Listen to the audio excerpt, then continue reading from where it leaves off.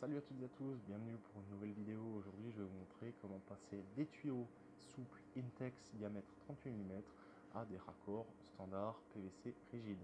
On y va.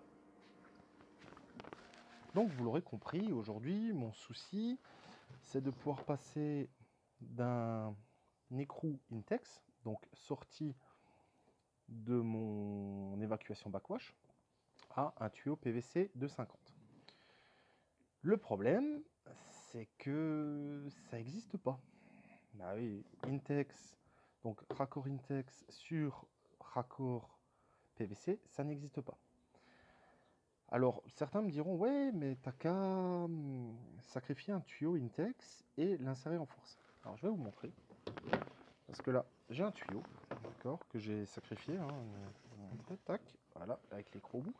Donc, ces tuyaux coûtent une blinde. C'est... Je sais plus si c'est pas une vingtaine, voire même une trentaine d'euros le tube, donc c'est quand même pas donné. Et le forcer dans un tube PVC. Donc ça c'est un DN40. Et on remarque que ça rentre en force. Le problème c'est que ça fait pas propre et c'est pas, à mon sens, assez rigide. J'ai quand même une pompe de 10 mètres cubeurs qui pousse assez sévère.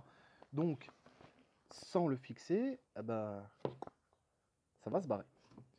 Oui, mais t'as qu'à mettre un collier Serflex. Oui, bon, esthétiquement, c'est pas top. Donc, je me suis renseigné un peu sur le web, et j'ai trouvé The Solution. Ça. Qu'est-ce que c'est que ça? Alors, à la base, c'est un union. Donc, c'est du PVC haute pression. Donc, normalement, c'est un raccord union à coller. Donc, techniquement, vous avez cette partie-là mâle et cette partie-là femelle. Donc, que vous allez coller. Et donc, ça permet de séparer un tuyau sans avoir à enlever toute une longueur. Alors par contre, c'est du 40 mm. Et c'est le seul qui fonctionne. Alors pourquoi 40 mm? Tout simplement parce que les pas de vis Intex, c'est des 2 pouces. En effet, bah là, on voit bien que le capuchon se monte bien dessus.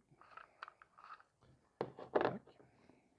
Si je vous montre sur la buse de refoulement que j'avais reçue avec la pompe, eh ben on remarque que ça se monte aussi. Donc forcément, j'enlève ça.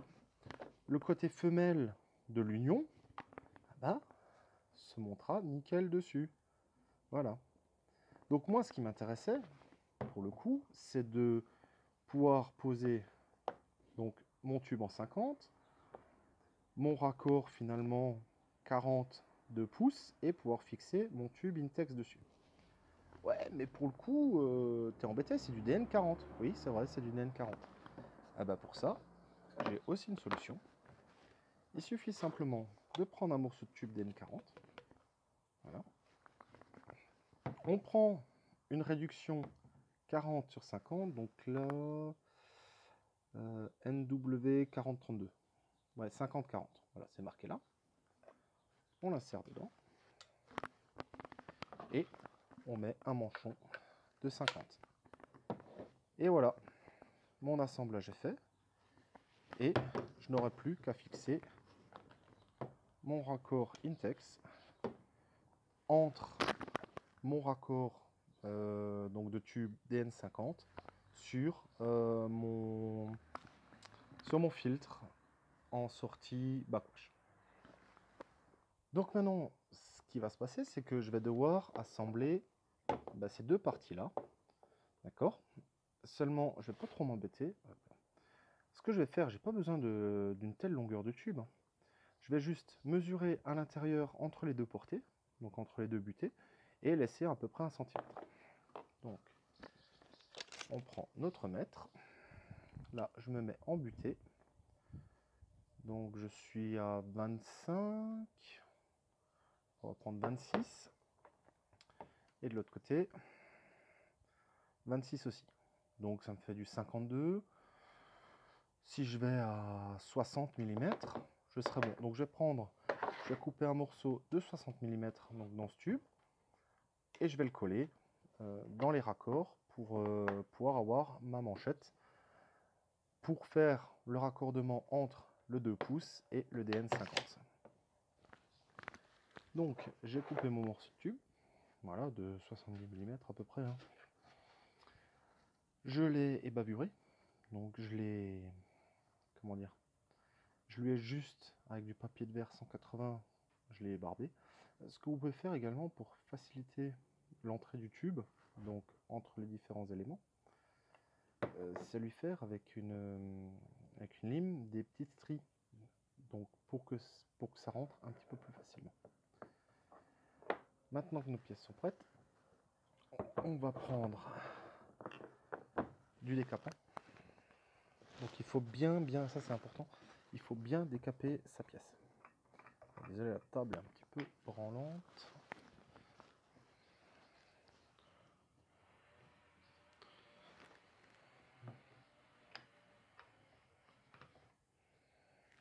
Donc on en charge un peu sur un chiffon. Et on passe bien tout autour, voilà, histoire de bien nettoyer toute la surface. Alors on n'hésite pas, hein. Faut vraiment que la surface soit bien propre pour être sûr du collage. Alors c'est pas grand chose, hein. C'est 10 mètres cubes, donc ça doit faire 1 bar 5, mais bon, quand même. Ensuite on prend de la colle, donc ça c'est pression plus évacuation, hein, eau potable. Vous pouvez aussi prendre de la colle spéciale piscine. Et alors, bon, ce qu'on va faire, c'est qu'on va en mettre. Alors attention, quand même à l'intérieur, là, il y a l'ergot, hein. Attention de ne pas vous planter au moment de coller. On va en prendre un petit peu. On va bien tartiner à l'intérieur. Excusez-moi. On va bien tartiner à l'intérieur. Et on va pousser tout ça dedans. Voilà. Donc là, c'est dedans, on touche plus. On enlève un petit peu le surplus à l'intérieur, là, pour bien faire propre. Voilà. Et on ne le bougera surtout plus, hein. On va faire pareil de l'autre côté. Donc l'ergot à l'intérieur, tac.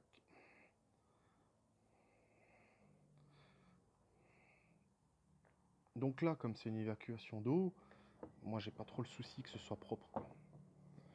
Et on le pousse au fond. Voilà.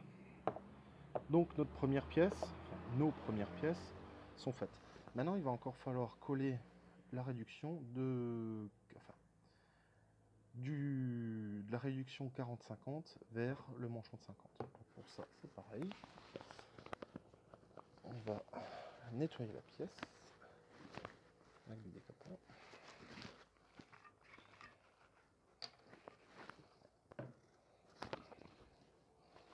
Excusez-moi, je prépare ça à côté, hors caméra, parce que c'est un petit peu galère sinon. Donc on va prendre notre pièce, on va bien la nettoyer, la décaper. Donc on sent, hein, comme ça décape le plastique, hein, pour vraiment bien enlever la graisse et toutes les autres saletés qu'on peut avoir. Donc quand je disais en fait le petit épaulement, vous voyez, avec la lime, bah, je parlais de ça. Donc si vous avez un morceau de tube, vous pouvez passer un coup de lime pour effectivement avoir un petit épaulement et normalement faciliter l'insertion du raccord dans la manchette. Donc je vais juste refermer mon tube de dissolvant, Je suis vraiment désolé, cette table est vraiment trop branlante. Et du coup là, étant donné que tout est collé, je vais pas pouvoir refaire la vidéo. Donc on va bien mettre à l'intérieur. Donc normalement il faut aussi faire l'intérieur, hein, mais là ça va le faire, il n'y a pas de souci. Là j'en ai bien mis partout dedans. Touc touc touc touc. Là, et on pousse. Voilà. Et c'est tout, c'est fini. On va laisser reposer tout ça pendant, je sais pas, 10-15 minutes, je crois qu'ils disent dessus. Alors, là je vais vous le dire. Alors normalement, ne pas manipuler pendant 10 minutes et eau sous pression impératif 1 heure. Voilà, pour un raccord sous 90 mm. Donc là, normalement, on va attendre une dizaine de minutes sans le manipuler. Pendant ce temps, on va faire l'autre on va préparer le raccord en DN50. Pour le coller, on collera tout ça et on attendra 1 heure que tout soit bien sec pour mettre sous pression.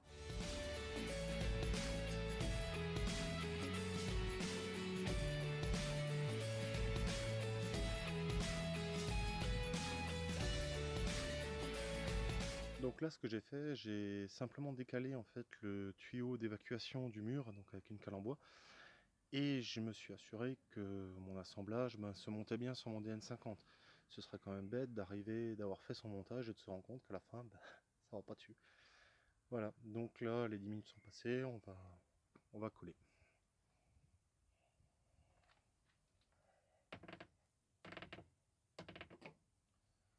Donc bien sûr, comme avant, hein, j'ai bien décapé l'intérieur de mon raccord. J'ai décapé le tuyau DN50.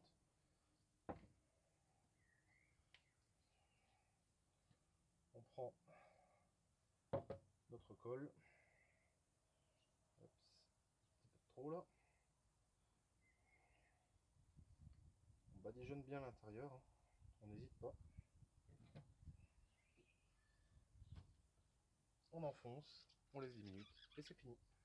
Voilà, nos 10 minutes sont passées, donc on va pouvoir assembler. Donc, côté évacuation backwash. Donc j'enlève le capot. Voilà. Capot à conserver quand même. Le problème ici, c'est que dès qu'on pilote la vanne, il y a de l'eau qui s'écoule. C'est-à-dire que si on ne referme pas avec le bouchon, eh ben, l'eau va continuer de s'écouler dans notre tube et aller à l'évacuation. Même en circulation, et dès qu'on bouge la vanne, en fait, on perd de l'eau. Donc l'idée, voilà, on va le laisser là comme ça, c'est de quand même conserver le bouchon à proximité pour pouvoir le remettre à sa place quand on ne fait pas de backwash. Ensuite, là on a un joint. Si c'est la première fois que vous le prenez, vous le graissez. Donc graisse silicone, graisse alimentaire, ce que vous voulez. Moi pour ma part, je vais utiliser du Suif. Donc c'est de la graisse de bœuf que j'ai fabriquée moi-même. Et la recette, vous pouvez la trouver sur la chaîne YouTube du Citoyen Prévoyant. Également une super petite chaîne pour ceux qui veulent apprendre à être, pas autonome, mais arriver à faire quelques trucs eux-mêmes. C'est franchement pas mal. Donc, on prend un peu de Suif. Et on graisse bien le joint partout. Donc bien sûr dans la gorge, hein, voilà, et à l'extérieur, voilà, comme ça. N'hésite pas, même à l'intérieur, hein, on met une bonne plâtrée, voilà. De toute façon c'est une évacuation, donc ça dérangera pas. Voilà, une fois que ça c'est fait, donc, on monte notre tuyau dessus.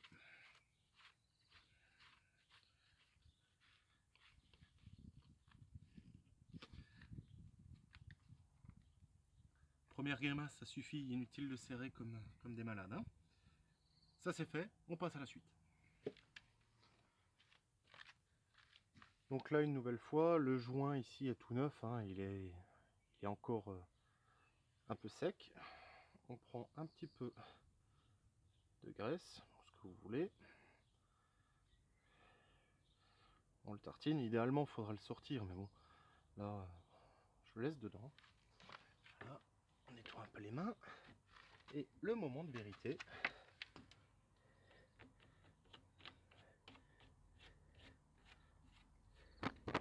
Ah, pardon.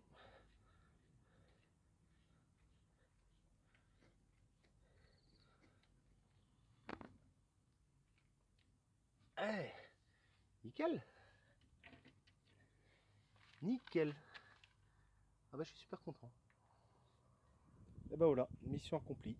Donc on est arrivé à mettre un tuyau Intex 38 mm sur une évacuation 50 mm. Alors bien sûr le tuyau est vachement trop grand, hein, mais comme j'avais que ça sous la main et que j'avais pas forcément envie de passer une commande là, donc ça fera la blague, il n'y a pas de souci. Ah ben, on va le tester tout de suite, pardon, pour voir ce que ça donne.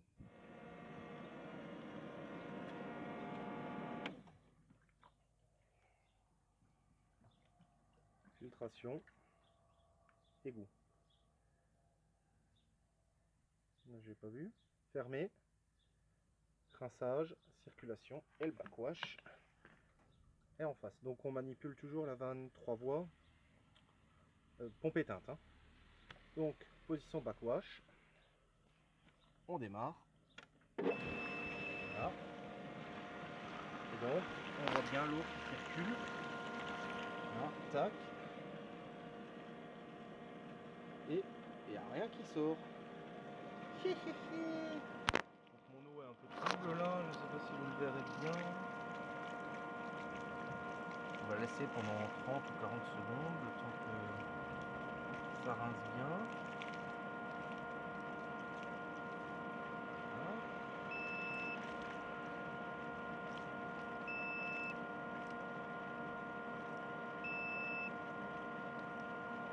On va s'arrêter là. On va passer en mode rinçage. Voilà.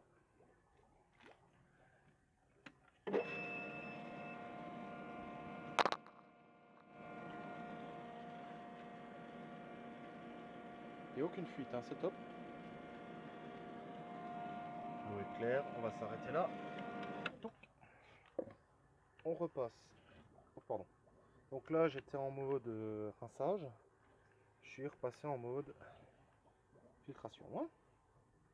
Et forcément, j'ai perdu un peu de hauteur. Donc ça, malheureusement, on peut rien y faire. Donc je repasse en mode filtration et je redémarre. Et voilà. Et c'est parti et ça fonctionne. Ah, je suis super content. Donc du coup, maintenant, ce que je vais faire, c'est dévisser là. Voilà, donc il risque d'y avoir de l'eau dans le tuyau, hein, forcément.